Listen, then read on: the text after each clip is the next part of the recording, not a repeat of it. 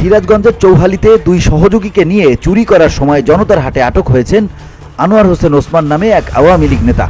ওসমান উপজেলার বাগুটিয়া ইউনিয়ন আওয়ামী লীগের সাবেক সভাপতি।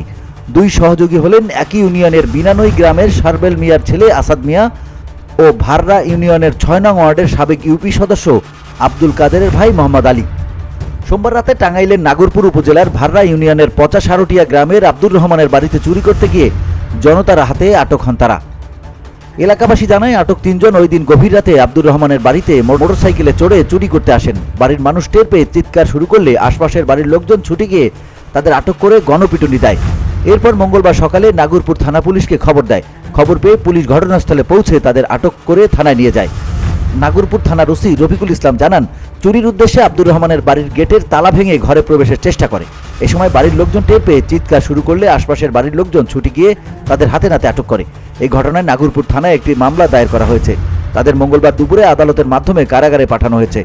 তিনি আরও বলেন, আওয়ামী লীগ নেতা আনোয়ার হোসেন ওসমানের নামে নাগরপুর, মির্জাপুর ও চৌহালি থানায় আগের চুরি ও ডাকাতি আরও ১৩টি মামলা রয়েছে। BOD Bangla news desk.